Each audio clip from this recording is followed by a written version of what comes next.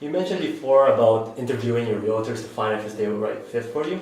What would a first-time home buyer ask their realtor so that they know that that's a good fit? And is that any different from what an investor would ask their realtor?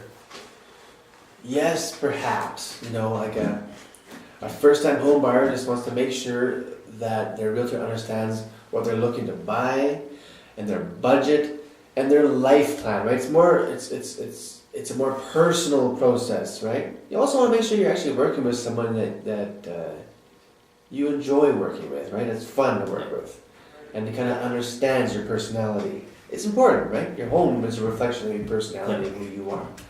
So those are questions I would ask if you're buying a home for yourself as a first-time home buyer, a home that you're going to live in.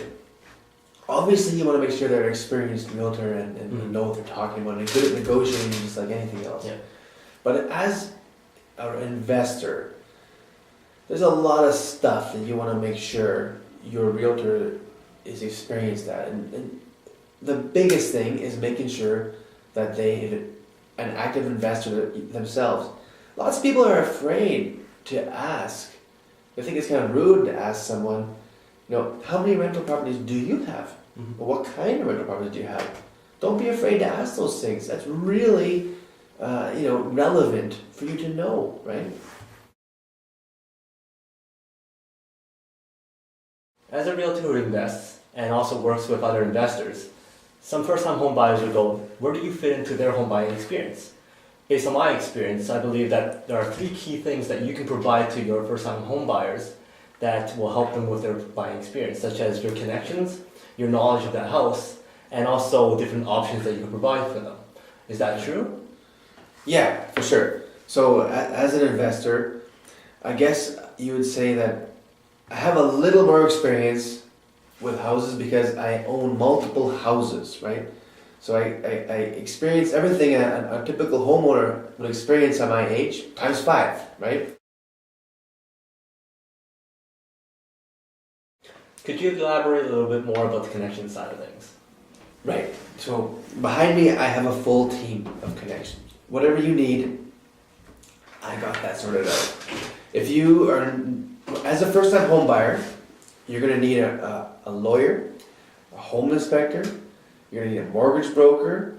You might need other things too, like an electrician, plumber, specific things to do with maybe after your home inspection, maybe need consultations.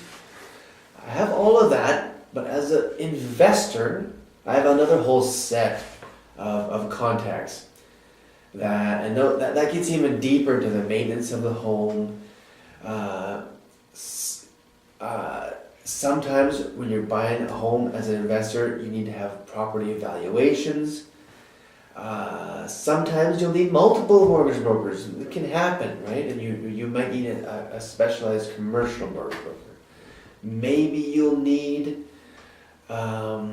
moving specialists or whatever it takes. I have all that behind me. But if you have those connections on your own, or if maybe you have family members, or there's always people that will recommend these type of connections for you, no problem. Just, it's good if you work with a realtor that has developed relationships with these different fields and can recommend good people to you. So, yeah, that's a huge advantage. I see. So also with regards to knowing the properties a lot from your experience as an investor, what kind of value does that add to the first-time home buyers as well? Right. So as an investor, instead of owning one house this whole time, I've owned multiple houses this whole time. So all the pitfalls that you come across being a homeowner, I've experienced it over and over and over again already. Mm-hmm. So that, I believe, is a really big benefit to people. I can go through a house with you and know a little bit more about preventative maintenance or renos that need to be done. Me personally, I've actually taken the courses to be a home inspector. I'm not a home inspector, but I just wanted that extra knowledge. Whenever I sell a home and there's a home inspection, I'm at the home inspection. I spend the whole time there. And for the past 7 years, I've been absorbing that information. So So I do have a lot of knowledge of the house. That's important to me. I put a lot of my money into houses, so I really want to know what I'm buying too, right? Now, what kind of options could you provide the first-time home buyer? Well, it depends. Like it depends on the problem. You know, if maybe you have a limited budget, maybe I could propose some options in your budget that is in an area maybe you didn't think, but in an area that I think would be better for numerous reasons: resale, schools, you know, that kind of thing. You know, a realtor should know the city inside and out that you're gonna live in. Other than that, maybe I can propose options as an investor. Maybe you're not buying the home as an investment, but a home, whether you're buying it as an investment or not, I believe is an investment. You know, so maybe you could qualify for a condo. That's $180,000. That's what you can afford. But what you didn't think of was that you could qualify for a house with a basement suite that's twice as much money and have a mortgage helper. So and that scenario actually recently happened with a fella that I was working with, and it worked out very well for him. He ended up buying a nice home with a basement suite, and it's actually his monthly payments are actually cheaper than if he would have bought the condo on his own. For an investor, they'll usually like to look for other investors who are realtors as well. What makes you different than other investors who are realtors, and what kind of value do you add to your potential clients? Well, I understand the investor because I am an investor. So I think, investors want to work with someone who could teach them. Investors don't want to work with someone they're already beyond as an investor, right? They want to get to the next level, right? They want to keep learning. So I believe I'm at a level where I could offer, for the beginner, I'm a great addition because I could probably definitely take them to the next step. I'm not going to pretend that I'm Donald Trump. I don't own sky rises all over the globe, but I could definitely take you to that next step where you're starting to cash flow, maybe quit your day job. I can get you there.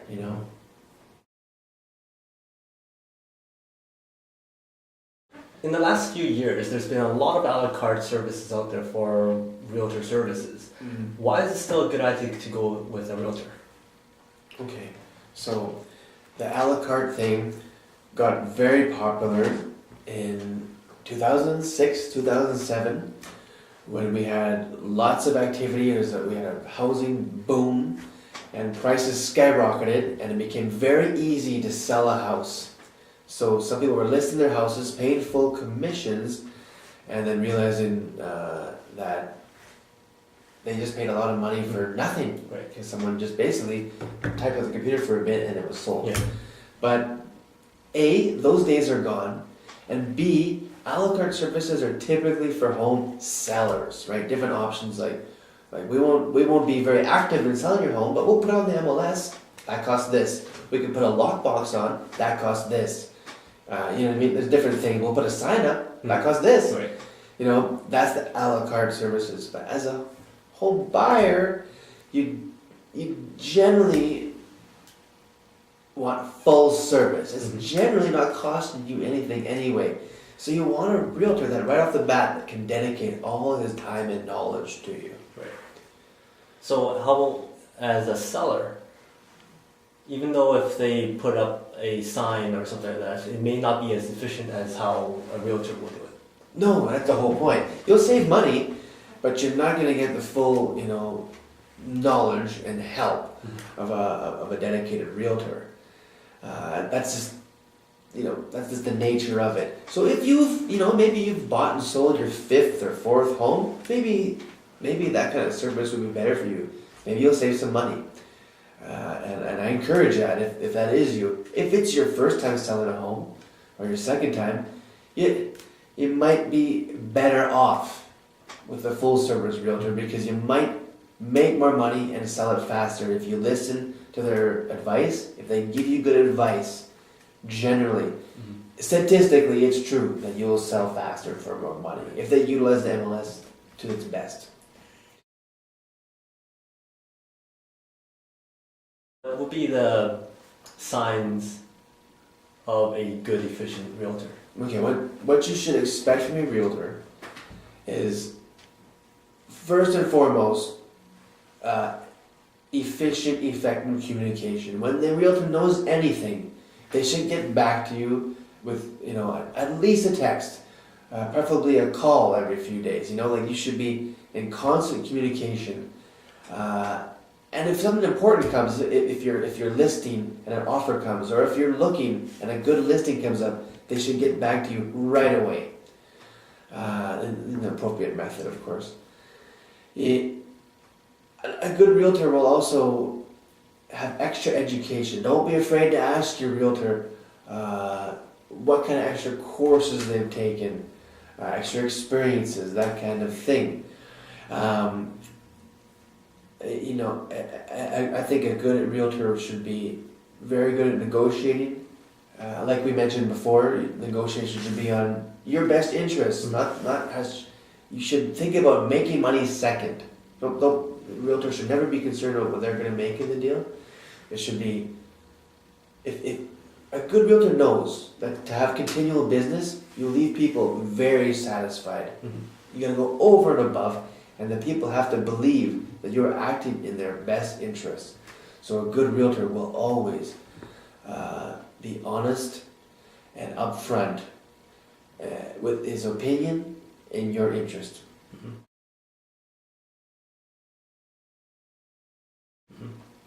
Now, from my personal experience, I know that you've done your own property management, your own tenant searches and screening, all that kind of stuff. You also do your own buy, fix, and flip sometimes. Yeah. What kind of those experience have you used to translate into helping your clients? Oh, big time. It's invaluable. If you're going to buy, fix, and flip, that's a risk, right? Now you're talking about a risky venture, and to have someone on your team that could buy the home with you and sell the home with you is really important. You want a realtor. First off, if you're talking about selling, that's a cost. You want to make sure your realtors ain't negotiable. If you're a constant investor, your realtor should be giving you a break, right? You should be having a flexible realtor developing that relationship. But B, I've done it many times, so I can help people widen their margins, right? The first time you flip a home, you can expect to make much less than the third or fourth time you flip a home. But if you're working with a good realtor who's done it a few times, maybe you can skip that. Maybe you can skip that line and go straight to making the, 30 to 50 grand a flip or more,